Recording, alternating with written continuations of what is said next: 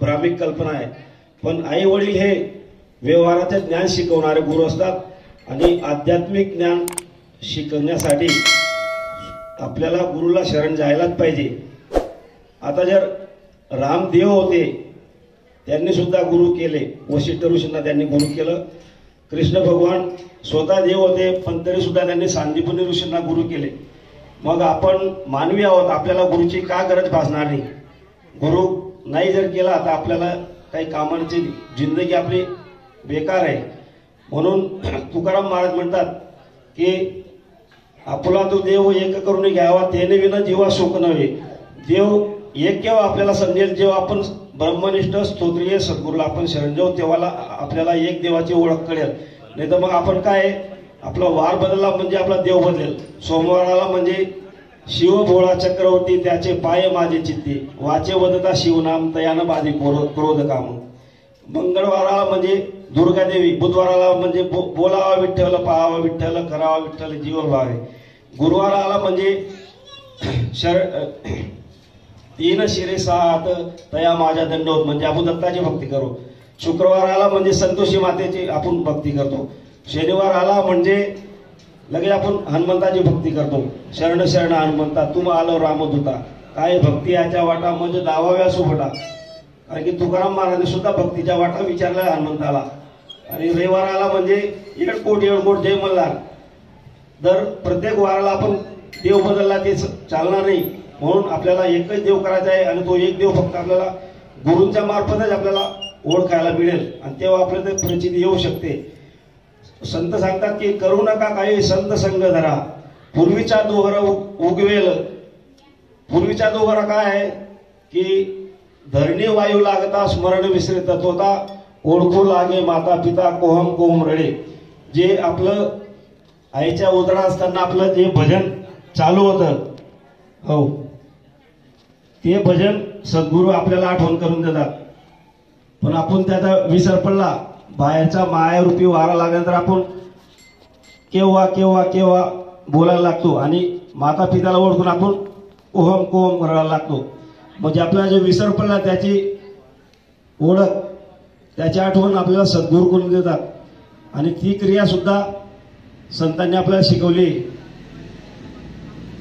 श्वासोश्वासामध्ये आपण ती क्रिया केली तरच आपल्याला हे फायदा होऊ शकतो।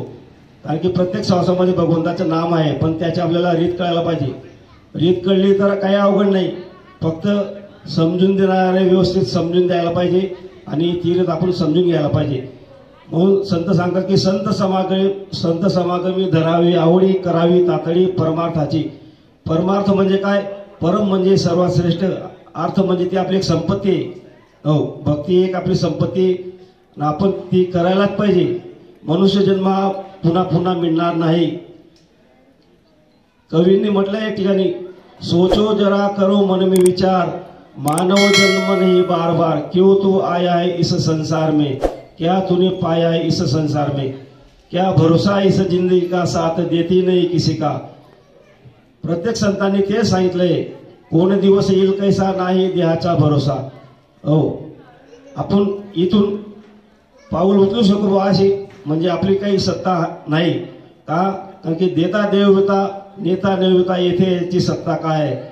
हो, त्याच्याशिवाय झाडाचं पान आलत नाही, पण आपण फक्त खोटा अभिमान बाळगतो आणि मी मी मी म्हणून सर्व व्यर्थ जातं आणि एक दिवशी चालला जातो। कारण की सांगितलंय, येताना घेऊन आलासी काय, जाताना घेऊन जाणार काय, नको अभिमान करू भल्या माणसा। कारण की खाली हाताने आलाय, खाली हाताने जाणार आहे। फक्त जे आपण केले तेच आपल्या कामात येणार आहे, कर्म, हो चांगलं किंवा वाईट। म्हणजे तुका म्हणे एक मरणीची सरे, उत्तमची उरे कीर्ती मागे। मनुष्य हा चांगले कपडे घातल्याने, धनसंपत्तीने, पैसा टक्काने मोठा बनू शकत नाही। तो त्याच्या आचार विचार आणि कर्माने मोठा बनत असतो। आणि आपण मोठे केव्हा बनू? जेव्हा आपण गुरुला शरण जाऊ तेव्हा आपण मोठे बनू शकतो, इतरत्र नाही। हो, पैसे आपल्या सोबत जाऊ शकत नाही, कारण की पैसे भरपूर आहेत लोकांकडे। रावणाचे किती होतं ते सुद्धा सोबत गेलं नाही। तुका म्हणे ज्याची संपदा एवढी, संगती कवडी गेला नाही। म्हणून सद्गुरूला शरण जाऊन आपल्या जन्माचं सार्थक करायला पाहिजे आणि आपलं आत्मकल्याण साधायला पाहिजे. आत्मकल्याण सद्गुरूशिवाय सापडू शकत नाही. कारण की आपला हा जो परमार्थ आहे हा जिवंत परमार्थ आहे, मालिका आहे, आपली जिवंत मालिका आहे. आणि आजही आपले सद्गुरू आपल्या इथं स्थिर आहेत मंडपामध्ये. तरी कोणी न विचार करता त्यांना शंका का विचारायला पाहिजे की हे काय बुवा. काही लोक म्हणतात ते घुमाळे आहेत, घुमतात.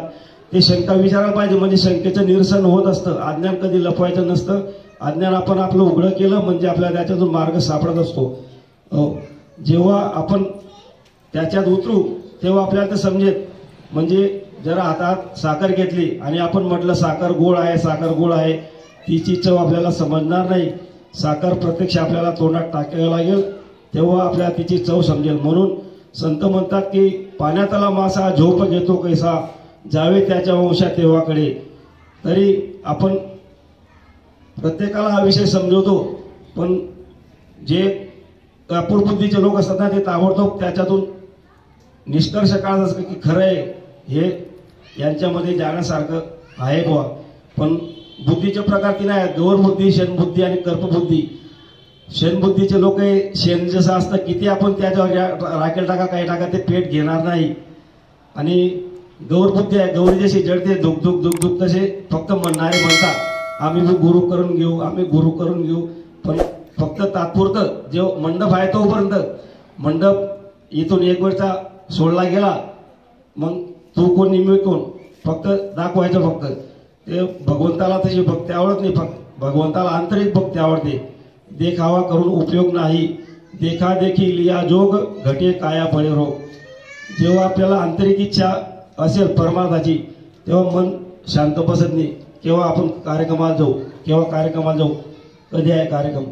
कारण की कार्यक्रमाला जर आपण नाही गेलं, परमार्थापासून आपण जर दुरात राहिलो तर आपल्याला उद्रेक वाढत राहणारे आणि त्याच्यातून आपल्याला जास्त उदासीनता निर्माण होते. म्हणून आपण एकमेकाच्या टचमध्ये राहायला पाहिजे. सत्संगतीमध्ये जेवढा लाभ आहे ना तेवढा कुठेही नाही. संसारा नाशवान आहे. आणि असं म्हणायचं नाही मला मी सुद्धा ड्युटी करतो 12 घंटे, संसार सोडायचा नाही. त्याच्यातच राहून आपल्याला त्याच्यात साध्य करायचं आहे, प्रयत्नामध्ये राहायला पाहिजे. पण काही म्हणतात की आमच्या कुठे प्रारब्ध आहे, प्रारब्ध कुठे गेलेलं नाही. फक्त आपल्या प्रयत्नामध्ये राहायला पाहिजे आणि प्रयत्न करायला पाहिजे. आपण इथपर्यंत यायचे प्रयत्न करू तेव्हा आपण इथं बसू शकतो मंडपात. मंडप म्हणजे मेळावा आहे तर सर्वांना एकदम उत्साह राहायला पाहिजे. मंडप खाली राहायला नको. पण त्यांना कसं वाटतं बाकीची मंडळी त्यांचं करत राहील. पण हे प्रत्येकाला कामात येणार आहे, एकट्यासाठी नाही. आपुले आपण करा सोडणं संसार बंधन थोडा वेगी. फक्त देव देव देव देव देव करत राहतो. पण देव कुठं आहे?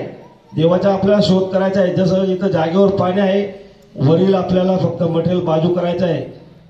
पाणी स्थित आहे म्हणून तुझं आहे तुझं पाशी परी तू जागा चुकलाशी. पण देव आपण शोधायला कुठे कुठे फिरतो. कोणी 4 धाम जातो, कोणी कुठे. तुकाराम महाराज म्हणतात देव देव म्हणून शिरले माझे मन, पाणी आणि पाषाण जेथे तेथे. जिकडे तिकडे पाणी आणि पाषाणच भेटेल तुम्हाला, दुसरं काही मिळणार नाही. का? कारण की मंदिर आपण बनवतो, मंदिराचा नाश आहे. कसा? कारण की 50, 100, 200 वर्षानंतर त्याचा नाश होणारच आहे. पण अविनाशी जी वस्तू आहे ती वस्तूला आपल्याला ओळखायची आहे आणि ती वस्तूची ओळख सद्गुरू करून देतात. कबीरजी म्हणतात की जत्रा में फतरा बिठाया तीर्थ बनाया पाणी, दुनिया भई दिवानी पैसों की दुलदानी. तशी पैशाची दुलदानी आपल्याला करायची नाही. कारण की माऊलींनी म्हटलंय हरिपाठात, ठाईचं बैसुनी करा एक चित्त, आवडी अनंत आळवावा, न लगती सायास जावे वनांतरा, सुखे येतो घरा नारायण. ते आपल्याला एक जागेवर बसून चित्त एकाग्र केल्यानंतर आपण नामचिंतिकेला आपल्याला त्याची भेट होणारच आहे. म्हणून तुकाराम महाराजांनी प्रत्येकाने सांगितलेलं आपल्याला भजन करावे वेळोवेळा, संसारी असावे असोनी नसावे, भजन करावे वेळोवेळा. मृग नाभी कस्तुरी वसते, मृग जंगल भटकत जाय, सबके हृदय में राम वसते लेकिन मूर्ख न समजाय. पण लोकांना फक्त दाखवायचंय. जिथं खरं आहे तिथं लोकांना पडत नाही, जिथं खोटं आहे तिथं गर्दी केल्याशिवाय राहत नाही. गर्दी करून काही उपयोग नाही. गर्दी नाही पाहिजे, गर्दी पाहिजे. परमार्थाची त्याला चाळा लागायला पाहिजे. आणि तो चाळा लागला आपण तर आपण याच्यामध्ये करू शकतो. एवढं माझे 2 शब्द बोलून मी माझी सेवा संपवतो.